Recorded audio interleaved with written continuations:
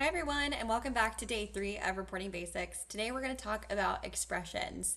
So we're looking at the demographic report that we've been building all week, but before we talk through expressions within the report itself, I wanted to share a guide that's really helpful that's in the UKG community. So here's the guide, and it provides a lot of sample expressions that you can utilize within your reports. They may not be perfect, but it gives you kind of the foundation for building expressions and where you would put data items in order to make it your own. So if you don't have this expression guide, I will post a version of that in the comments section. The one I'm looking at right now is actually an older version, so I'll find the new one and post it.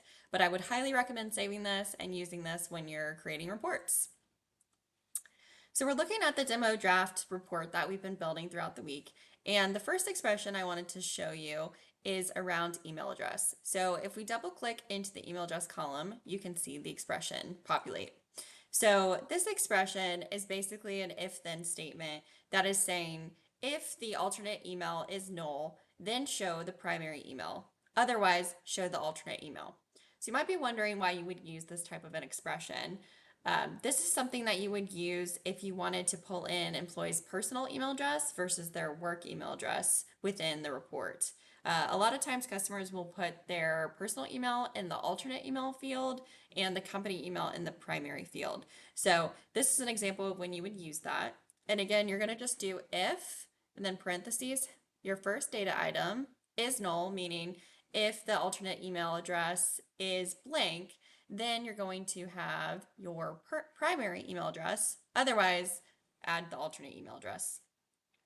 So these data items were pulled in from the business layer. You can either pull in data items into your expression using the data items that are actually within your report already, or if it's something that's not within your report, you can just find that field within the admin package. So again, going to business layer and then employee information, if you're doing a demographic report, and then employee.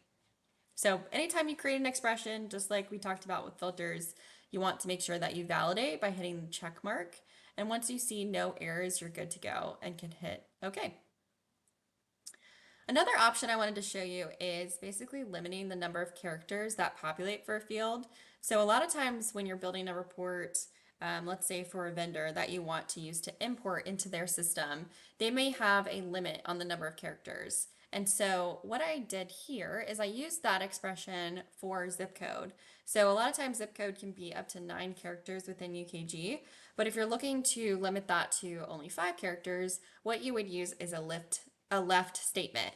So what you would put in the field is the word left, then parentheses, the data item, comma, and then the number of characters that you want to show within the field. So in this example, I put 5 because we want the first 5 characters from the left side of the zip code, and then in parentheses.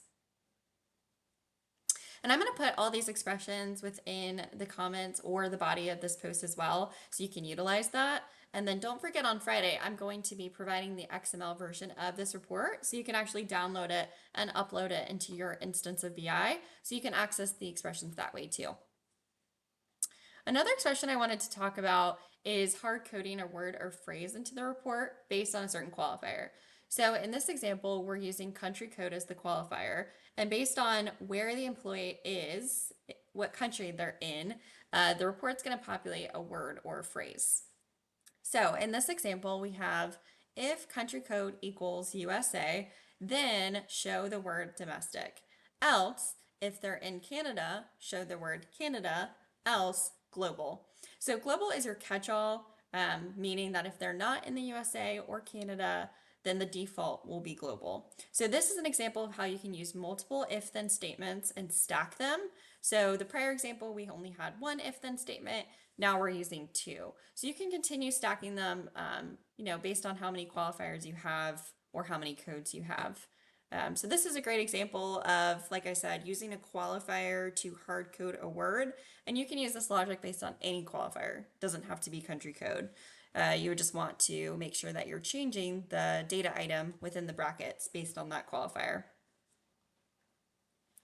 Another option is adding a query calculation. So over on the left-hand side, if you go to the toolbox icon and then textual, you'll see query calculation. So to add a query calculation, what you would do is just drag that into the report. And basically, you're creating your own data item, so something that's not already within the package itself. And so, a lot of times, vendors or third parties will want a report that has a column with a header, but no data within that column. So, in order to create basically a blank column, what you would do is hit two tick marks with nothing in between. That's going to create a blank column, but keep that column within the report. And let's say we make this title header project. We want to validate it to make sure that there's no errors, and then hit OK. So there's our project field, and let's actually run the report and I can show you exactly what that looks like.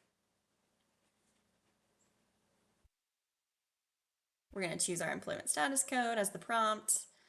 And then from here, you can see we have a blank column. Again, it keeps that column in the report, but it doesn't populate with any data.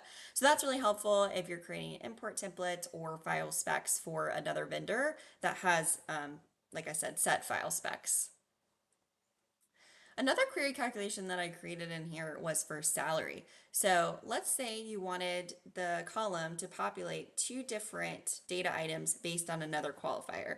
So in this example, we're using an employee indicator known as the salary or hourly field on the employee's profile. So if they are marked as salary, we want this column to show the annual salary data item. However, if they're marked as hourly, we want to show the hourly pay rate data item. So this is how you would do that. You would say if salary or hourly code equals S, then show the annual salary, else show the hourly pay rate. So in this example, there's only two codes within this indicator, right? Hourly and salary. So that's why we only have one if then statement.